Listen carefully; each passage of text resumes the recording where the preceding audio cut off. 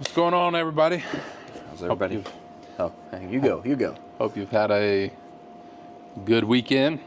We are back with another cigar review and discussion. Yeah. I am smoking the Cerebris Guardian of the Farm that comes from Agnarosa. This is a Nicaraguan cigar. And this factory just burnt down, didn't it? Or one of the factories? One of the factories did, yeah. That's why we're smoking them, because they're rare now. There's Yeah. actually one called Agnarosa Rare, and people have been making a lot of memes out of it, which is funny. Oh, really? Because it's the rare leaf. Is that the one that you first gave me out of this? Yeah. That was a good cigar. I gotta say, that one was really nice. Yep. This is the Agnarosa Corjo, and it's never tried it before, so I'll let you know how it is. Smells good. The bands are really nice. And we're going to talk about everyday pocket knife carry right now. So, got a bench made. It's my everyday carry. It needs to be sharpened. It's the featherweight. Yeah, I forget which the name of it is. But I've had it for 2 years. A friend gave it to me, or no, 3 years now in California, and carry it most every day. We talked about our concealed a couple episodes ago, maybe. Yeah, I don't carry a knife. Sorry. You just go shoot somebody. No, I'm kidding. He wouldn't shoot anybody. He's like Baloo the bear. Unless you mess with Mowgli, you're fine. Yeah. Which happens every once in a while. Stay away from my friends and kids. You'll be all right.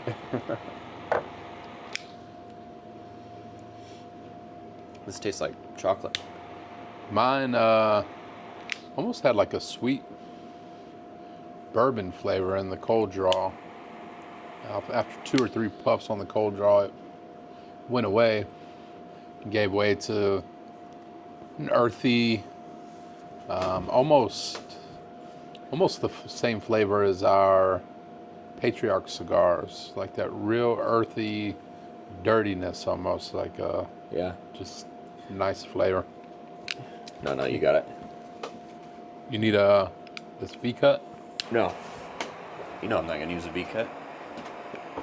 Punch cut or I die.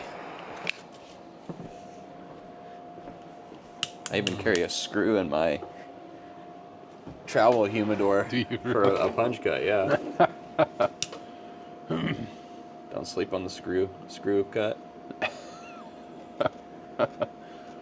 Man, this is nice. Good, easy draw.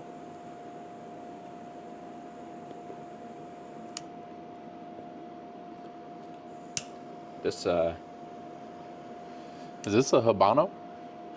is it the guard dogs? Yeah, it's the Guardian of the Farm. Mm-hmm. Man, it's a lot more earthy than your normal Habano. Definitely full-bodied Habano, where you're getting a little more of the earthy tones rather than the leathery tones. Yeah. This reminds me of our London Gordo. Oh yeah. A lot, actually. Very similar flavor profiles. The construction's really nice on this. It has something I've never really seen before. I don't know if you'd be able to see it in the camera, but it forms like a triangle shape at the top of the cap. I guess that's how they rolled the leaf. It might have been a larger leaf or something. Yeah. Never seen that before. It might be a broadleaf. Let's look that up. Let's see what it is. You're going to have to look it up because my phone's doing the recording. Let's see. Cerebris. Oh, man. This is a good smoke. Agnarosa. So if we're going to give bands on this one, I'm going to give this band like a 10 out of 10. These bands are phenomenal. They're great. The only thing that's really hard with banding, and Ian can really speak to this, is you cannot get these ones off without destroying the whole band. It's just because of the glue they use. Yeah. And it's the same with ours. Right. You know, you have to kind of peel them off like I just did. Yeah, these ones made me feel a little bit better about my banding because theirs did the same thing. Some people like that kind of pop that comes with taking off a cigar band, but that pop. They're not all like that. 20 years of experience, I think. Yeah. So this is Agnarosa leaf, rare Medio Tiempo leaf in the filler. A Corojo 2012 Cuban seed wrapper. It's a vintage leaf, light spice, and a smooth body to the cigar. Wondering if this is going to get a little bit sweeter. You know, I talked about that first cold draw being a little bit sweet, but then it kind of disappeared. Yeah. Because here it says it's going to be fruit and cocoa and vanilla spice. I definitely get the spiciness with it. But so yeah, it's a Corojo wrapper. So it's the same. It's the same thing as mine. Yeah. The Corojo. Yep.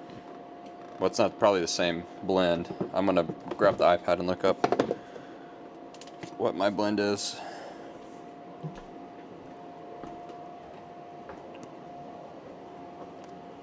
We just got a new POS system and it's a iPad Pro.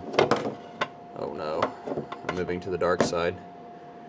Getting away from Androids. The free market. Going into the communist market. Welcome. Let's see. Agnarosa.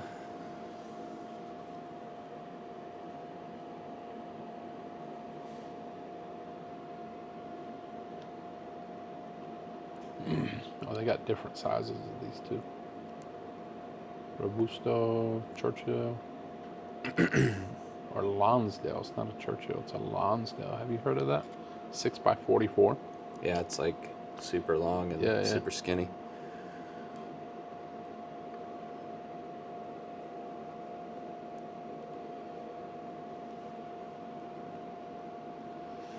This would be the Toro. I really love this band though. The three-headed dog is sweet looking. Yeah. And the black with the kind of copper goes really, really well with the color of the cigar itself. That's why you chose it, right? Yeah, I mean, if you offer me a cigar these days, I'm probably going to choose it based upon the band rather than the actual flavor, because I don't mind Connecticut, Maduro, Habano, Corojo, don't matter to me. I like them all, but yeah. So this is a Nicaraguan Puro. I already knew that, and it's Nicaraguan binder filler wrapper. That's what a Puro is, but it has odd similarities to our London.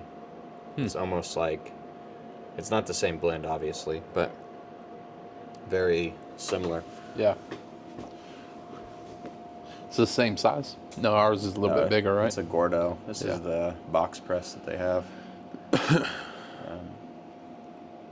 But Yeah, this is a great cigar.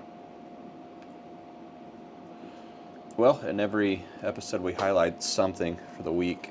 I think it was the particular penguin last week. This week we're going to highlight Ivor. He's out of Florida, or no, out of DFW. This is his ashtray that he makes for us that we sell online. Really good looking ashtrays. Yeah. That we would say they're bad ashtrays. Yep. Yeah, they're really, really nice. Great product. Actually, when you dropped the first email for these, I had a couple friends and my brother reach out and ask me about where they were coming from and all that stuff. Yeah. Well, he's going to be making 4 exclusive ones for the lounge that are going to be 8.5 inches by 2.5 inches tall, and basically be a normal ashtray. These are a little bit smaller. These are more deck trays that we would have Right. sitting on your back porch. Let's see.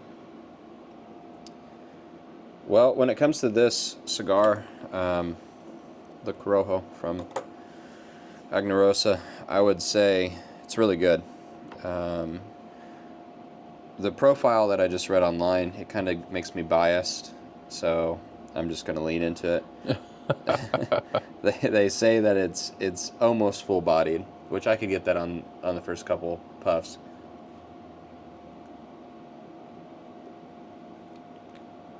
But they say leathery and woody. I don't really get that leathery taste. Yeah. I do get like more of that, when you're rendering down fat or you're rendering down butter, Right. and you put it on top of a steak. Yeah. I get that really fatty Yeah. taste. But that's what I'm looking for. You like that? Corojo, yeah.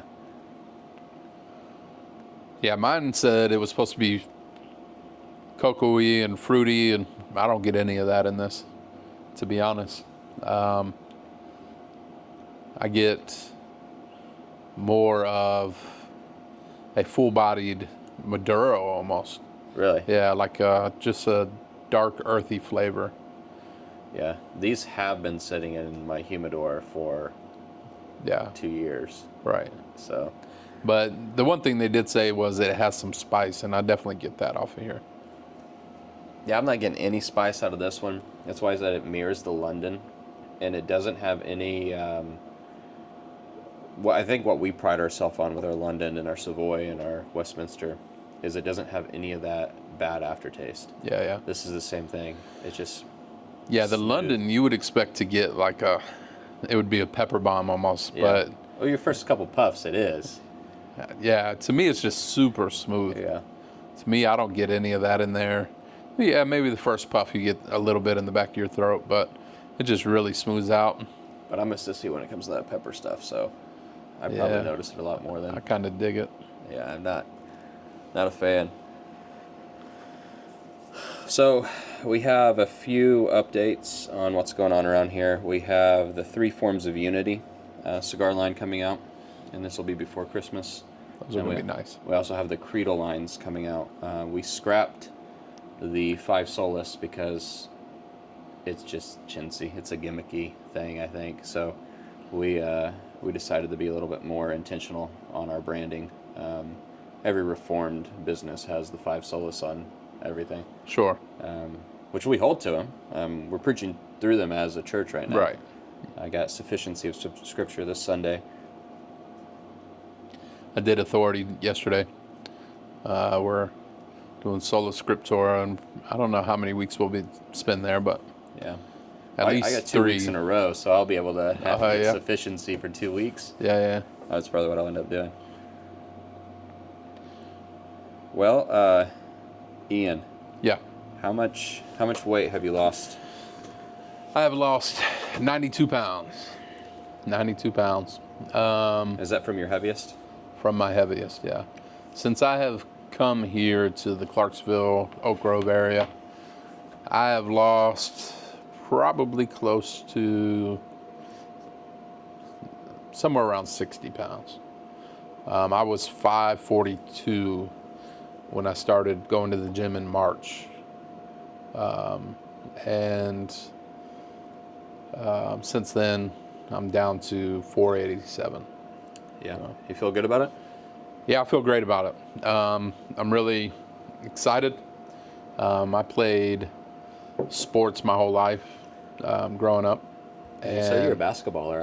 I wanna see these talents once you get down to it's been it. a long time since I've really concentrated on it. But in high school, at 300 pounds, I ran point guard. So like, You're like that dude. I think he passed away a couple of years ago. You remember him? He was like 400 pounder playing point guard. was it Escalade from And One? Or Yes, something? it was. Yeah. And yeah, I played football. I had more of a football body, but I was a better basketball player than a football player. Yeah. And getting back to it, before I met my wife, I was going to the gym 6 days a week. Well, even before I started night school. So once I started night school, I kind of gave up the gym because I was working 40 hours a week, going to school at night, just let it go. And from there, I was 230 pounds, which is where I'm trying to get back to. I went all the way up to 579. Wow. In 16 years. Yeah. So it was totally my fault. Sinful, lazy. Always made excuses. Definitely probably had more mental side effects than I realized, as far as the cycle of depression that would come with food addiction, if you want to call it that. Maybe food sinfulness might be a better description of that. The biblical term, gluttony. Probably be more of it. That would absolutely be accurate. So yeah. I came 579, sitting on the couch one night watching My 600-Pound Life. My wife had it on. I wasn't watching it. I forget what I was doing, but I kind of, looked up to watch it. Yeah. There was a guy that was 599 pounds on there. And he was laying on the floor. And he went to get up. And he had a stroke and went into a coma. Oh, wow. And I remember sitting there thinking, that guy's only 20 pounds heavier than me. I mean, he looked 200 pounds heavier than me. I don't know how tall he was, but I mean, I could still walk. The guy couldn't walk. He couldn't. Wow. And I remember just telling my wife, like, that guy's only 20 pounds heavier than me. So I got to do something. So I went to the doctor, and they of course put me on like meds. I still had good blood pressure, good all that stuff, but they put me on what's it called, Adipex. It's supposed to help your hunger, and I did that for a year or so and yo-yoed up and down. I would lose weight on it.